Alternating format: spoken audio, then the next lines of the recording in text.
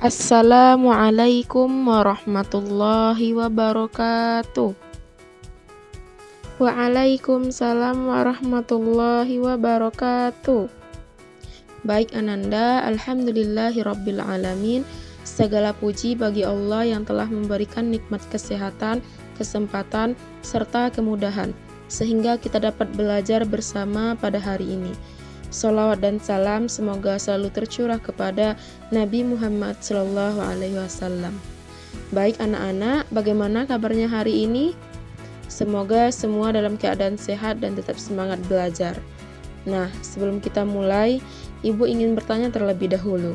Pernahkah Ananda mendengar teman membicarakan keburukan orang lain ketika orang tersebut tidak ada di tempat? Pernah, Bu. Nah, menurut kalian, apakah perbuatan tersebut baik untuk dilakukan? Tidak, Bu.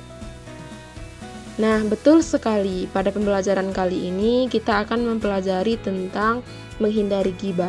Setelah mengikuti pembelajaran ini, Ananda diharapkan dapat memahami pengertian ghibah, mengetahui dalil larangannya, serta membiasakan diri menjauhi perilaku ghibah dalam kehidupan sehari-hari.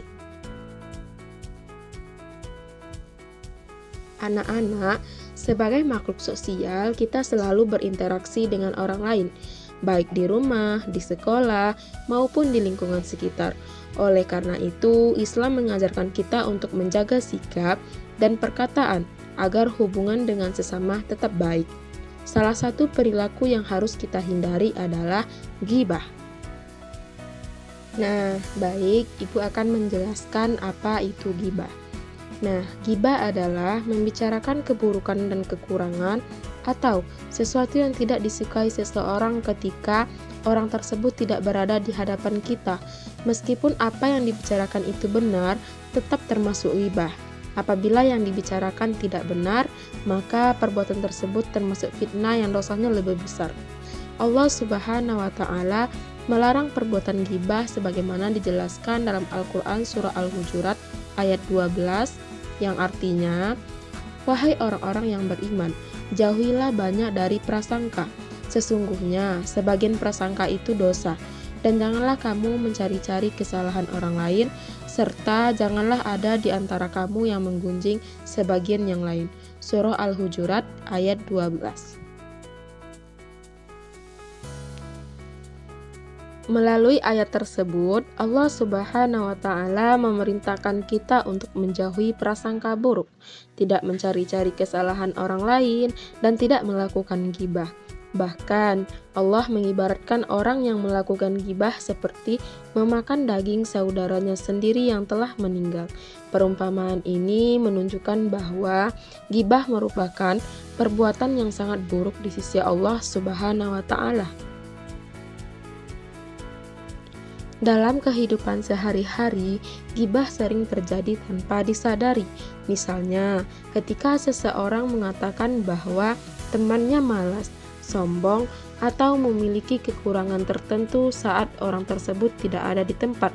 Meskipun hanya dianggap candaan, perbuatan tersebut tetap termasuk ghibah apabila membicarakan hal yang tidak disukai oleh orang yang dibicarakan. Nah, sekarang coba perhatikan ilustrasi yang Ibu jelaskan ini.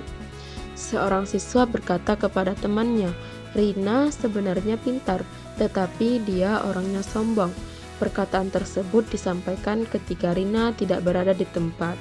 Nah, menurut Ananda, apakah perkataan tersebut termasuk ghibah? Ya, termasuk ghibah, Bu. Betul sekali, perkataan tersebut termasuk ghibah karena membicarakan kekurangan seseorang di belakangnya. Baik Ananda, marilah kita lanjutkan materinya. Ghibah memiliki banyak dampak negatif dalam kehidupan. Ghibah dapat menimbulkan permusuhan, merusak persahabatan, menyebabkan sakit hati, dan menghilangkan rasa percaya antar sesama. Selain itu, ghibah juga termasuk perbuatan dosa yang dapat mengurangi pahala amal kebaikan seseorang. Oleh karena itu, seorang muslim harus berusaha menjaga lisannya dengan baik. Rasulullah Shallallahu Alaihi Wasallam mengajarkan agar seseorang berkata baik atau lebih baik diam apabila tidak ada hal yang bermanfaat untuk disampaikan. Dengan menjaga lisan, kita dapat terhindar dari kebiasaan ghibah. Baik Ananda, marilah kita lanjutkan materi selanjutnya. Nah, ada beberapa cara yang dapat kita lakukan untuk menghindari ghibah. Yang pertama, berpikir terlebih dahulu sebelum berbicara. Yang kedua, membiasakan diri membicarakan hal-hal yang baik dan bermanfaat. Yang ketiga, tidak ikut serta ketika orang lain sedang membicarakan keburukan seseorang. Yang keempat, menyadari bahwa setiap manusia memiliki kekurangan dan kelebihan masing-masing. Nah, sebagai pelajar, Ananda dapat menerapkan sikap menghindari ghibah dengan tidak mengejek teman, tidak menyebarkan aib orang lain, serta membiasakan diri untuk saling menghargai dan menghormati. Dengan begitu, lingkungan sekolah akan menjadi lebih nyaman, damai, dan penuh persaudaraan. Baik Ananda, sebelum kita mengakhiri pembelajaran hari ini, Ibu ingin bertanya terlebih dahulu. Jika suatu saat Ananda mendengar teman sedang membicarakan keburukan orang lain, apa yang akan Ananda lakukan?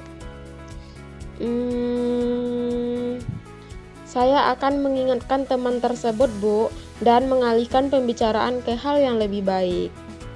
Betul sekali. Masya Allah, jawabannya sangat baik Ananda. Semoga kita semua dapat menerapkannya dalam kehidupan sehari-hari ya. Baik anak-anak, sebelum mengakhiri pembelajaran hari ini, Ibu mau Fatimah menyimpulkan materi yang telah Ibu sampaikan terlebih dahulu. Nah, Fatimah silakan maju ke depan.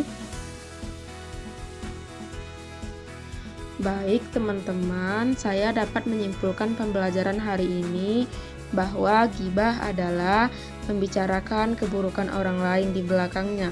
Perbuatan tersebut dilarang oleh Allah Subhanahu wa Ta'ala karena dapat merusak hubungan antar sesama dan mendatangkan dosa. Oleh karena itu, marilah kita membiasakan diri menjaga lisan, berkata baik, serta menghormati orang lain dalam setiap pergaulan. Baik, mungkin sekian. Baik, bagus Fatimah. Karena waktu sudah habis, semoga ilmu yang kita pelajari hari ini bermanfaat dan dapat diamalkan dalam kehidupan sehari-hari. Baik, terima kasih atas perhatian dan partisipasi Ananda. Assalamualaikum warahmatullahi wabarakatuh. Waalaikumsalam warahmatullahi wabarakatuh. Terima kasih, Bu.